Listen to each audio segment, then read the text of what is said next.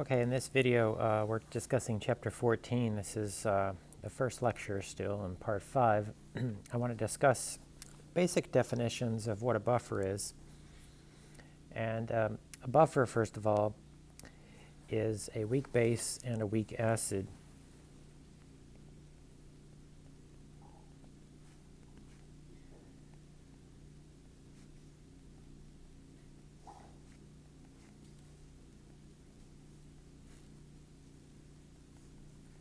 Now there's more than one way to create a mixture of a weak base and a weak acid in a single solution. The easiest way is obviously to mix the weak acid and the weak base together to start off. But we'll discuss other ways that a buffer could be made. Now, the weak base, we symbolize it as HA usually, and the weak acid is A minus. Now you can't buy A minus, but you can buy a potassium salt or a sodium salt or something like that. For example, here, maybe the highlighter is not the best, but here's carbonate. Carbonate is a -2 ion, and so we can pair that up with a sodium ion, and you can see that because this has a -2 charge and this just has a +1 charge, you're going to need to have two sodiums in the formula for sodium carbonate. Okay, you can buy sodium carbonate. You'll find this in the catalog, but you won't find carbonate just by itself. So keep that in mind when you're looking through these. So some examples of a buffer are, let's see, in the lecture guide we've got carbonic acid and sodium bicarbonate. Okay, so that's this column, this row right here. Sodium bicarbonate is a source of carbonate ion, and carbonic acid is the weak acid. Okay, so here's your acid column and here's your base column. Acids generally have more hydrogens than the base. So carbonic acid, that's your weak acid. Appendix 3 lists all of the weak acids. And sodium bicarbonate is your weak base. Remember that when this dissolves, it forms a neutral spectator ion of sodium +1, and bicarbonate, which is a polyatomic ion with a charge of -1, is your weak base. Okay, so sodium bicarbonate is the weak base, the carbonic acid is the weak acid, and this mixture would be a buffer. Another example is nitrous acid and sodium nitrate. Let's find that on the table here. Nitrous acid is located up here.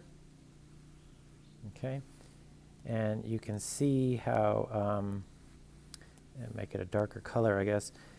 Nitric acid, here's the formula, HNO2, and the conjugate base of nitrous acid is NO2 minus. And so when we look at these two chemicals, we can see that sodium nitrate, when it dissolves in water, forms the neutral spectator ion, sodium +1 ion, and nitrite ion, which is the conjugate base of nitrous acid. Okay, and these are both weak. Okay, so there's your weak acid and your weak base. Okay, now how do buffers work? Well, your buffer is a mixture of a weak acid and a weak base. So for example, we talked about nitrous acid and sodium nitrite. And if we add acid to this, this could be from HCl or some strong acid, we're trying to ruin it, there's going to be a chemical reaction. Now, this is an acid. This is the weak base. Acids react with weak bases, okay? This is your weak acid over here. Acids don't react with acids. So the reaction that's going to occur is that nitrite ion is going to react with H plus that you're adding from a biochemical reaction or a pollution process or in your body or something, and then what you form here is HNO2, okay? So I'm showing this as a reaction arrow, but the point is that the acid, which is strong, you know, maybe it's from HCl, it gets converted to a weak acid that is already in your buffer. So the pH changes very little in response to this, okay? So when a buffer reacts with added strong acid, the weak base gets converted to some of the weak acid that's already in your buffer, so the pH changes very little. Now, buffers also react with hydroxide. So a buffer, as we mentioned, is this chemical here and this chemical here. And if we add hydroxide, there's going to be a chemical reaction. Now remember, this is your strong base that you're adding. This is your conjugate base. I'll just say weak base. And this is your weak acid. Now once again, acids and bases react. So here's your strong base that's being added, and it's going to react with the weak acid. Okay, this guy's just going to hang out and not react. So the reaction, as I mentioned before, if we have nitrous acid and we have sodium nitrite and we try to add hydroxide, what's going to happen? Well, the nitrous acid is going to react with hydroxide ions, and this is going to convert that to nitrite and water. Okay, so this is of course a neutral substance. This is a weak base. Hydroxide is a strong base. Maybe it's from sodium hydroxide or some very strong base. And this is your weak acid. Okay, so when a strong base is added to a buffer, it converts some of the weak acid that's present in your buffer into a weak base that's already present in your buffer. So it converts the strong base into the weak base that's already present in your buffer, and therefore the pH of the buffer changes very little. Now, how do you calculate the pH of a buffer? We use the Henderson-Hasselbalch equation.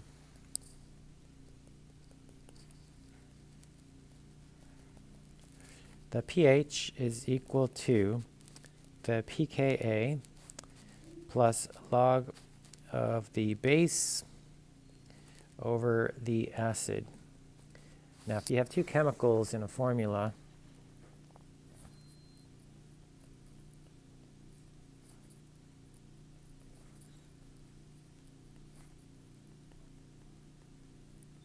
the way to identify which one is the acid is the one with more hydrogens. So this has two H's.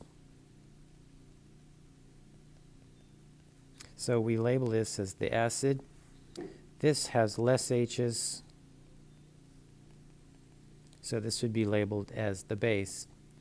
And if we knew that this was 0.1 molar and this was 0.3 molar, you know, we could plug those concentrations in here, take the log, we could look up the pKa of the acid and calculate that out, okay? So let's go ahead and do that example here. What is the pH of 0.1 molar sodium dihydrogen phosphate and 0.3 molar sodium monohydrogen phosphate? So this is the acid. we want to go to Appendix 3, NaH2PO4. So you're going to be looking, remember sodium is a +1, so you're going to be looking for H2PO4 negative. Okay, that's the acid, right? Because we said that that one has more H's. So H2PO4 negative. And what we want to do is, remember, this is the Henderson-Hasselbalch equation. We want to look to see what is the pKa. Okay, we want to find out what that value is. So H2PO4 negative. Let me take you back up to the Appendix 3. It's getting kind of sloppy here. I'll change the highlight color here. So H2PO4 negative is right here. Okay, I've highlighted it green. I don't think you can really see it. I'll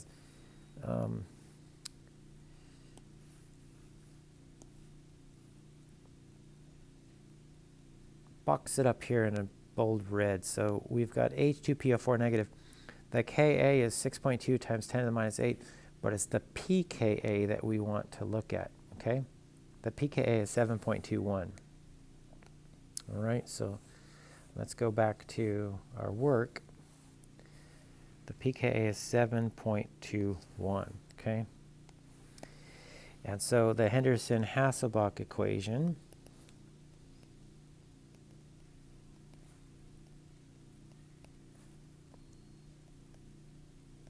so it's base on top, acid on the bottom.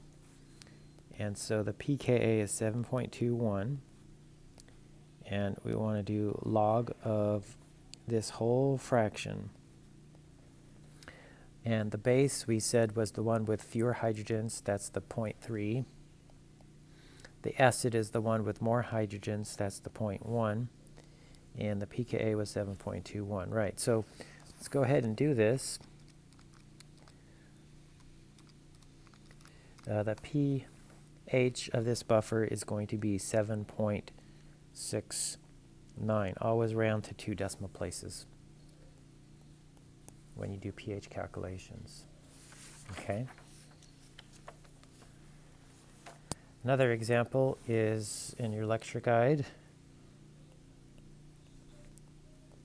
What is the pH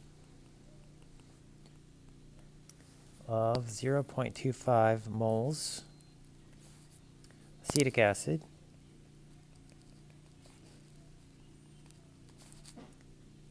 and 0.35 moles sodium acetate?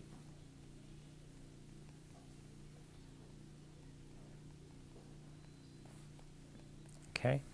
Step 1, we've got to look up the pKa value for acetic acid. So let me take you back up to Appendix 3. All right. Here's acetic acid, and the pKa is 4.74.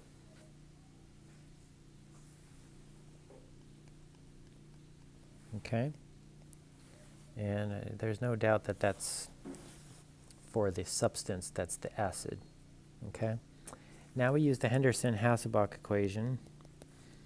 So the pH is equal to the pKa plus log of base over acid.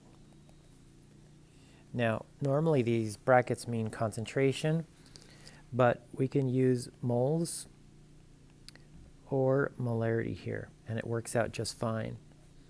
So 4.74 plus log of the base, which is 0.35, the acid, which is 0.25, and let's do this on our calculator. 4.89. Okay, that's the pH. All right.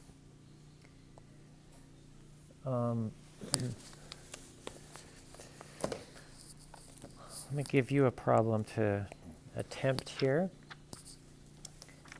And we're talking about buffers.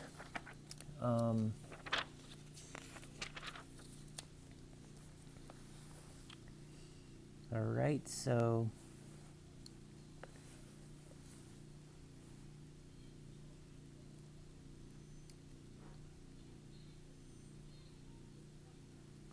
now let's do this one here.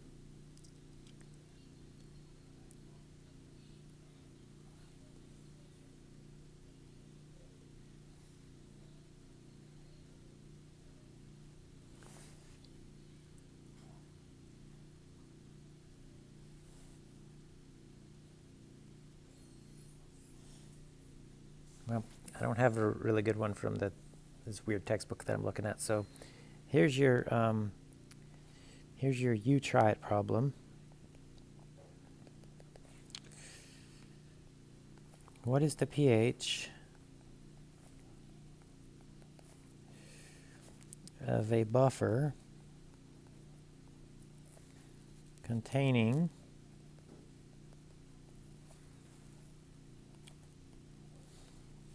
that's a really high concentration, 0.032 molar benzoic acid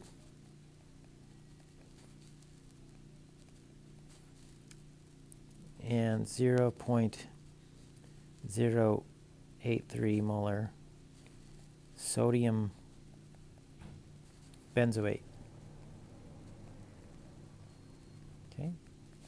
Enter that on your worksheet, and I'll assume that you know how to calculate the pH of a buffer.